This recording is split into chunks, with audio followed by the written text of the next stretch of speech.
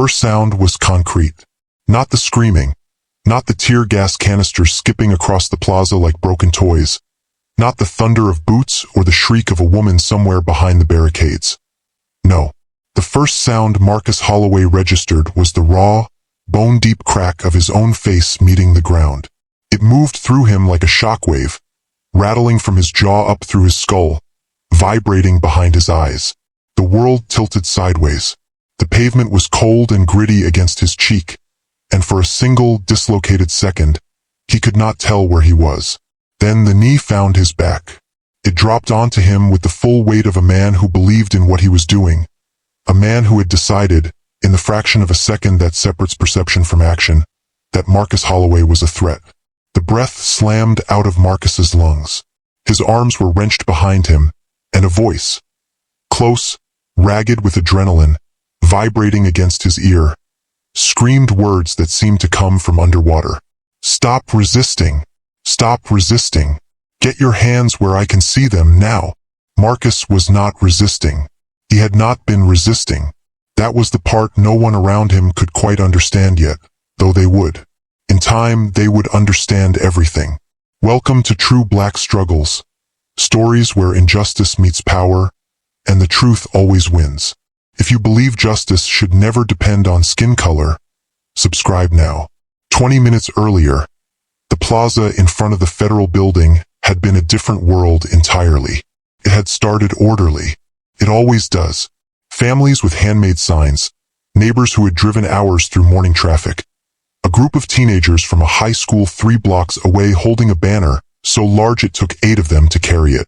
Veterans in their branch colors stood near the front, quiet and deliberate, the way men and women who have been trained in the purpose of stillness tend to stand.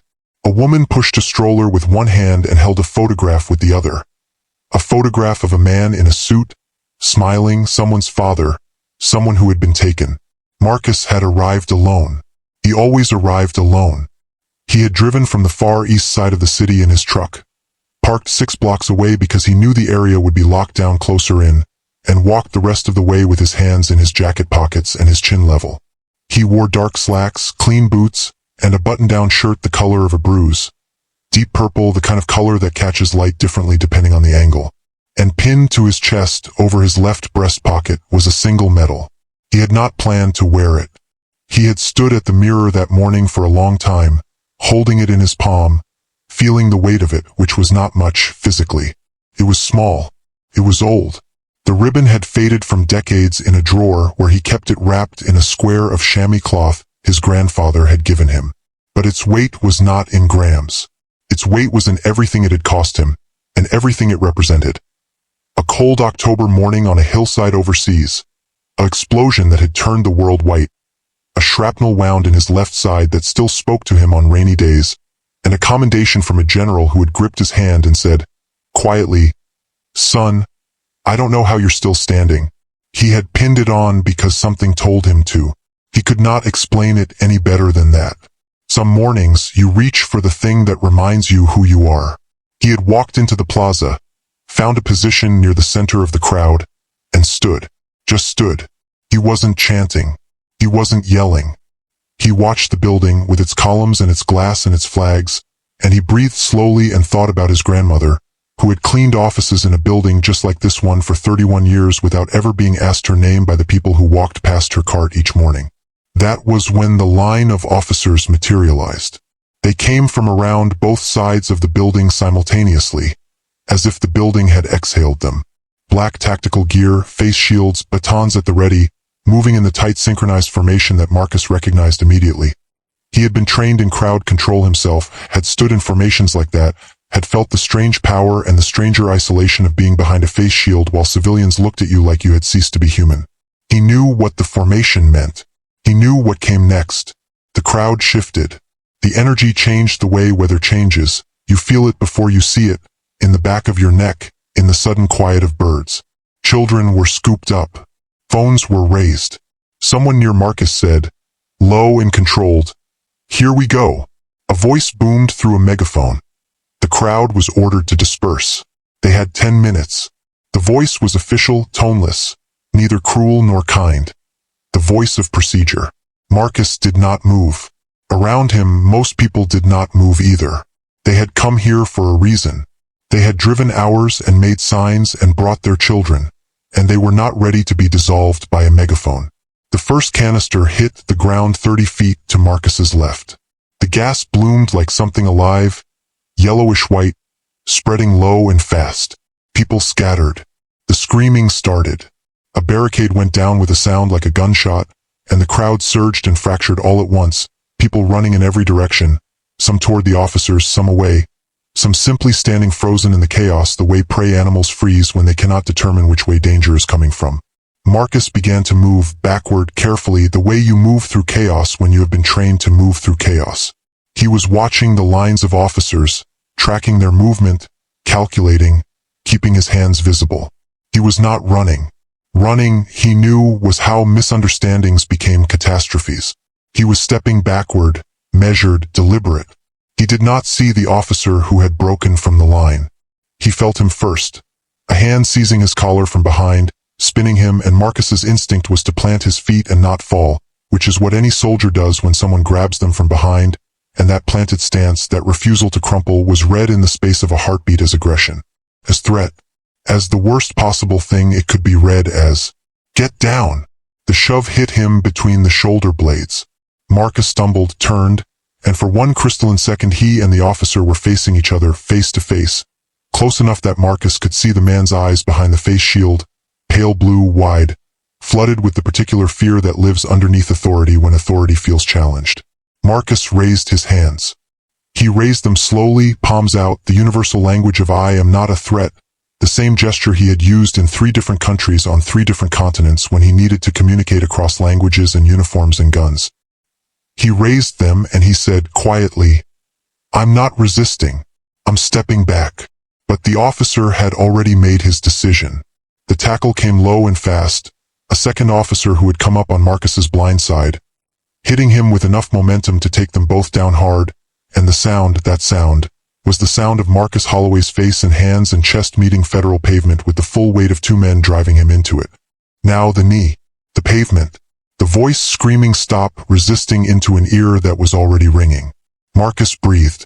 It was the first deliberate thing he did, and it required more will than most people would understand.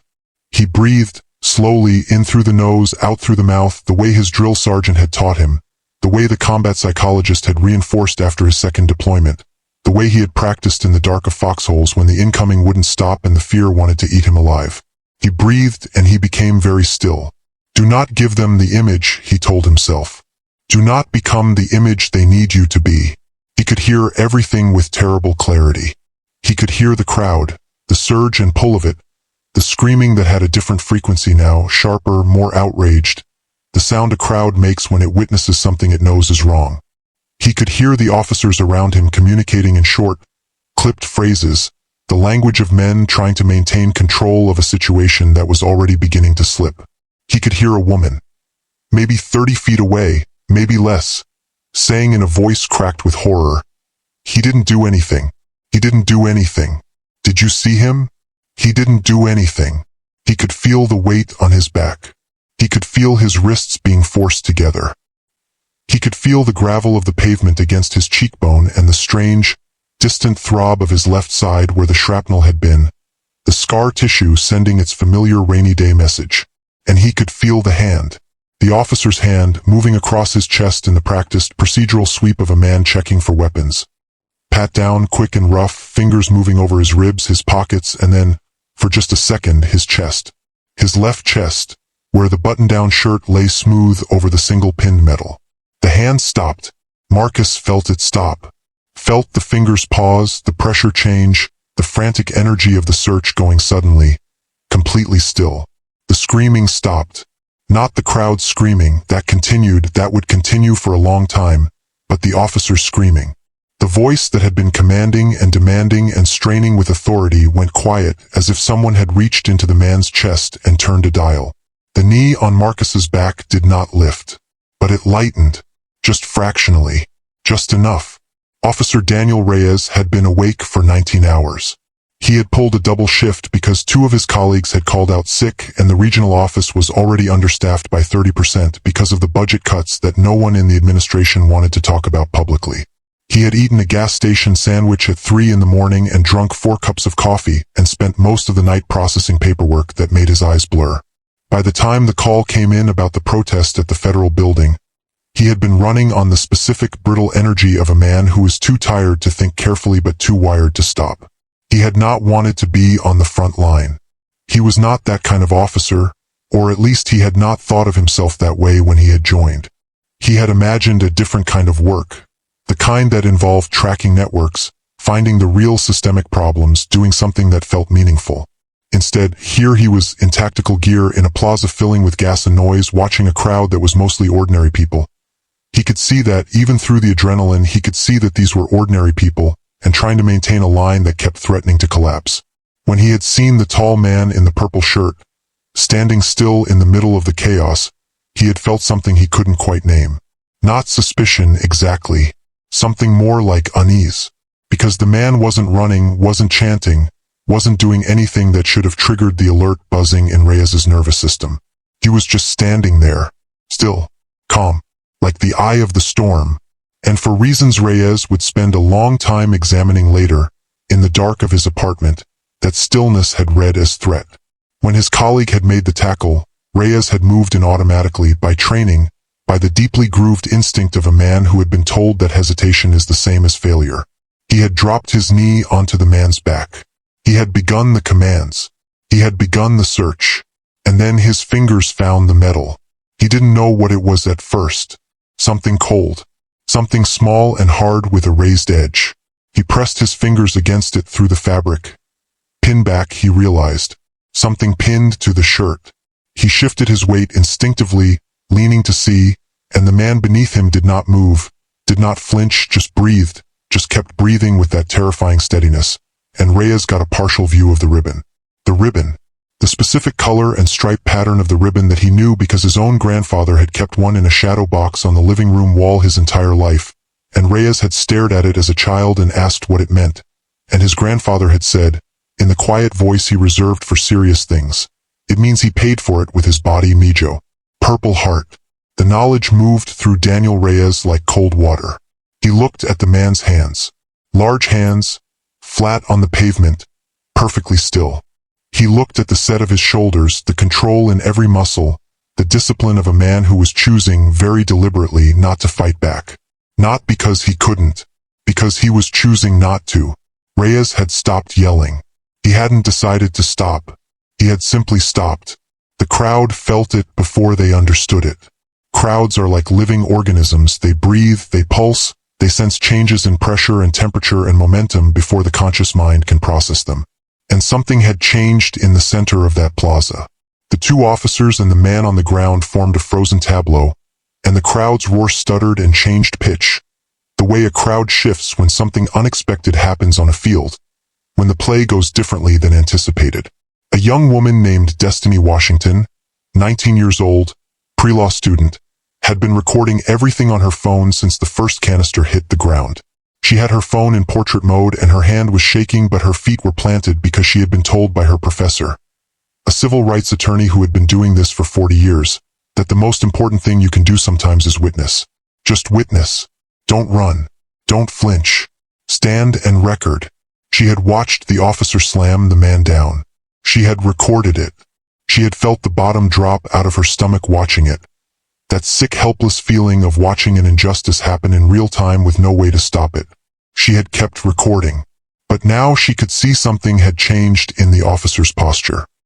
He had gone rigid in a different way, not the taut aggression of a man exerting control, but the strange stillness of a man who had just been told something he wasn't prepared to hear. She zoomed in, on the metal, and she said it softly first, like a discovery, like something fragile she was afraid to break. "He's a veteran." The woman next to her turned, heard it, repeated it, and it moved outward through the crowd the way all the most powerful truths move. Person to person, breath to breath, faster than any algorithm, unstoppable once it starts. "He's a veteran. That man is a veteran. He's a vet. Oh my God. Oh my God." Did you see? The medal on his chest. He's got a Purple Heart. That man has a Purple Heart. The crowd had been a riot of emotion, furious and frightened, and now it became something else entirely. It became witnesses. People stopped running. People turned. People lowered their phones from defensive recording to something more intentional, more deliberate, the act of documentation shifting from evidence gathering to something closer to testimony. An older man near the back of the crowd, 60s, silver-haired, a veteran's cap on his head with a unit patch Marcus would have recognized, pushed through to where he could see. He looked at Marcus on the ground. He looked at the medal. He took his cap off. He just took his cap off and held it at his chest. 3 other veterans in the crowd saw him do it and did the same. Marcus could hear the shift. He had his face against the pavement and his hands pinned and a man's weight on his back.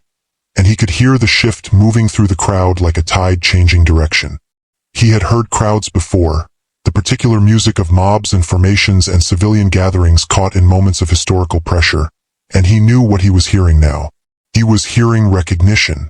He thought about his grandmother. He always came back to her in moments of extremity, which surprised him sometimes, because she was not a dramatic woman.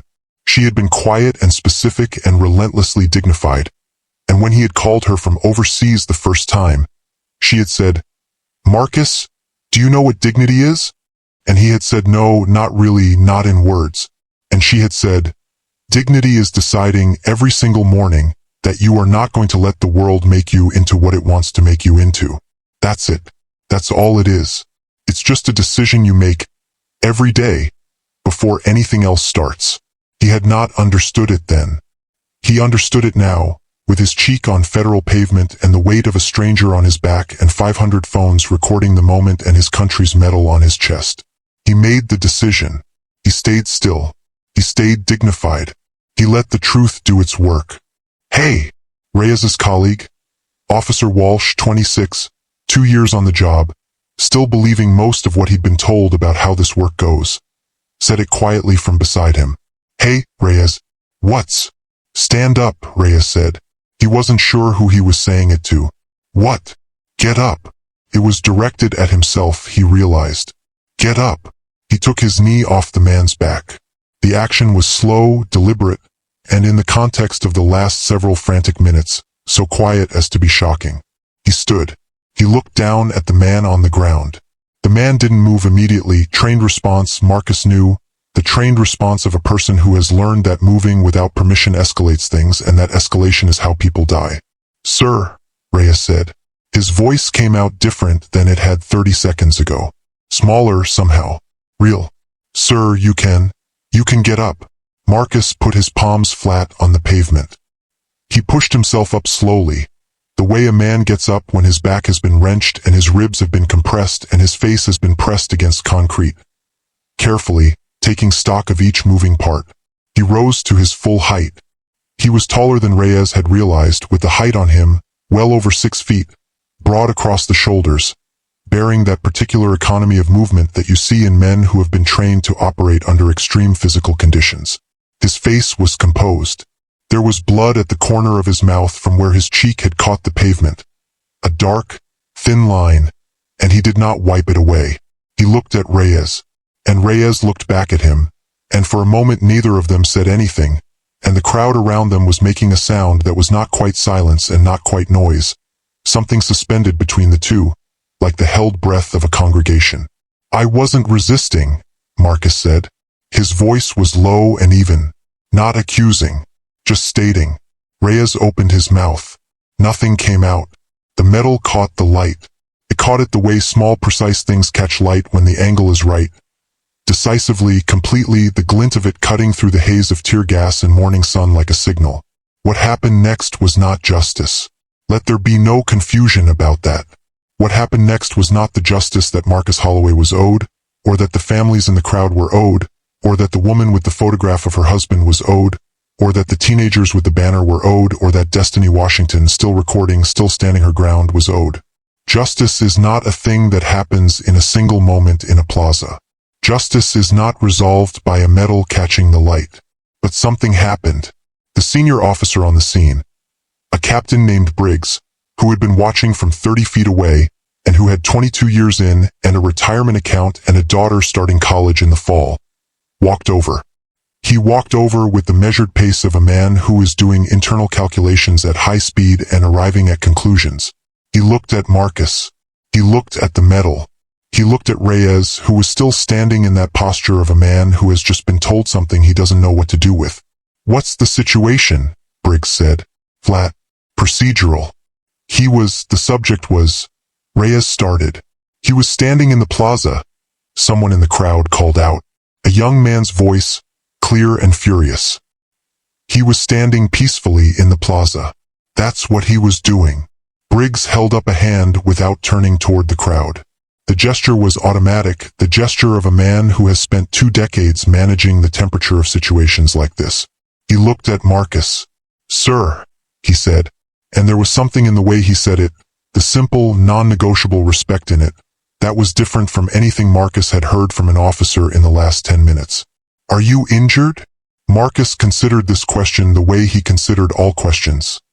Fully. "I'll live," he said. Briggs nodded slowly. His eyes traveled to the metal. His jaw shifted slightly. "Where'd you serve?" It was a different conversation now. And everyone in the crowd knew it was a different conversation, and some of them felt relief and some of them felt fury at the relief, because why should it take this? Why should it take a medal? Why should it take a man wearing the evidence of his worth on his chest for the tone of the conversation to change? Why couldn't a man standing peacefully in a plaza simply be a man standing peacefully in a plaza? Those questions moved through the crowd like the gas was still moving, invisible and stinging. 3 tours, Marcus said. Kandahar, Mosul, a couple of other places I'm not supposed to talk about in public. Someone in the crowd let out a breath that was half sob, half something else entirely. Briggs nodded again. He turned to Reyes. Whatever he said to him, he said it quietly, and Reyes listened, and the crowd watched, and Destiny Washington recorded every frame of it. They let Marcus walk. They did not apologize. There was no formal acknowledgement, no press statement issued in the plaza, no officer stepping forward to say the words that would have meant something. The crowd made noise. The crowd pressed forward against the barriers. Officers held the line. But Marcus Holloway was released, and he stood in the middle of that plaza for a long moment before he moved, as if he was deciding something. He was deciding something. He turned, not away from the building, not toward the parking lots and the escape routes. He turned to face the crowd. He looked at them, all of them, the faces crammed against the barriers and the phones held aloft and the children being held on parents' shoulders to see. He looked at the veterans with their caps off. He looked at Destiny Washington, still recording, her hands steadier now, her chin up. He looked at the woman with the photograph pressed against her chest. He put his right hand over his heart. Not a salute. He was not in uniform. It was simpler than a salute. The civilian gesture, the old gesture, the one that crosses every category and comes from somewhere deeper than any branch of service. He put his hand over his heart, over the metal, and he held it there for 3 seconds, and then he turned and walked toward the barricade's edge, where an officer opened a gap to let him through. The crowd erupted. Not in the violent, fractured way crowds erupt when they are frightened. In the full-throated, uncontrollable way crowds erupt when something true has happened. The sound of it moved up the face of the federal building and scattered into the sky like birds. People were crying. People were filming the crying. People were filming each other filming. The old man with the silver hair put his cap back on his head. Slowly, carefully, like a ceremony. Marcus walked through the gap and kept walking. He sat in his truck for a long time before starting it. He sat with his hands on the wheel and the morning coming through the windshield at a low angle, and he breathed. In through the nose, out through the mouth, the way he had learned to breathe when the world became too large and too loud and too much. He could feel the bruises forming, the deep tissue kind that take days to surface and longer to fade. His cheek throbbed. His back ached in the specific way that would wake him at 3 in the morning for the next 2 weeks. He looked at the metal in the rearview mirror. The sun had moved and it wasn't catching the light the same way anymore. It looked small, old. It looked like what it was. A small piece of metal on a faded ribbon, one in a moment of terror and pain on a hillside far away from the city, far away from this truck, far away from every plaza and federal building and face-shielded officer who would never know the geography of what it had cost. His phone was going. It had been going since before he got to the truck. Vibrating in his pocket, alert after alert, the specific hyperactive pulse of a device that is receiving more incoming messages than it knows what to do with. He had ignored it until now. He looked at it. 17 missed calls. Over 200 notifications. Destiny Washington's footage had been live-streamed. It had been shared before he had even gotten to his feet. The clip of him standing, hand over heart, had already been viewed. He squinted at the number and then looked away because it didn't seem real millions of times. He put the phone face down on the seat beside him. He started the truck. He drove. He didn't drive toward home. He didn't drive toward anywhere specific. He just drove through the city with its particular morning light and its particular sounds, the garbage trucks and the school buses and the early rising people walking dogs, the city doing what cities do, continuing, persisting, indifferent to the small heroisms and the large injustices happening simultaneously in its plazas and its streets and its federal buildings. He was thinking about what comes next. Not in the sense of press conferences and interviews, though he understood those were probably coming whether he wanted them or not. He was thinking about what comes next in the larger sense, the sense that had been sitting at the back of his mind since before that morning, since before the protest, since somewhere around 3 in the morning a few nights earlier when he had lain awake in the dark and felt the shrapnel scar speak and thought about his grandmother and thought about what dignity requires, not just in the moment of confrontation but in every moment after it, when the cameras are gone and the crowd is dispersed, and it's just you and the truth of what happened. He was still thinking about it when his phone vibrated again. He glanced at it. The number was not in his contacts. The area code was local.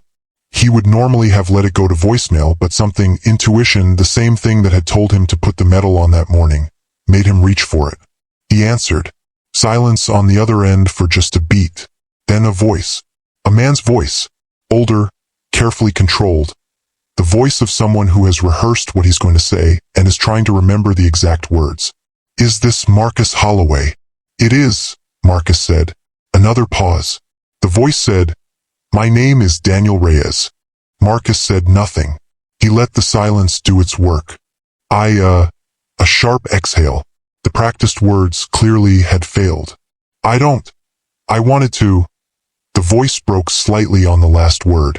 Recovered. I needed you to know that I saw you. That I know what I did. I know what I did and I don't. A long pause. I needed you to know that I saw you. Marcus drove. The city moved around him. He thought about his grandmother. He thought about 3 tours and a hillside in October and a general gripping his hand and a small medal in a drawer wrapped in chamois cloth. He thought about what dignity requires. He thought about the woman with the photograph pressed to her chest, whose husband was still missing, whose reason for coming to that plaza had nothing to do with him and everything to do with a system that was larger than any single officer on any single morning. He thought about Destiny Washington, still filming, still witnessing, in the way that the next generation witnesses things, relentlessly, precisely, without looking away. He thought about what to say to the man on the other end of the line. And then he thought about something else. Something that had not occurred to him until this exact moment. Sitting in his truck in morning traffic with a bruised cheek and a buzzing phone and the medal still pinned to his chest. Something the captain, Briggs, had said quietly to Reyes, the thing Marcus had been close enough to hear if he was paying attention. He had been paying attention. And what Briggs had said, quietly and carefully, to Officer Daniel Reyes, was not what Marcus had expected. It was not a reprimand. It was not a procedural correction or a legal caution. It was 3 sentences. 3 sentences that had been turning in Marcus's mind ever since, like a key in a complicated lock. He hadn't known what they meant yet, hadn't known what to do with them. But now, with Reyes on the phone and the city moving and the morning getting older, he thought he was starting to understand. The lock was beginning to open. He took a slow breath. Reyes, he said, I need to ask you something. Yeah, the man said. Anything. What did Briggs say to you? Marcus said. After. What did he actually say to you?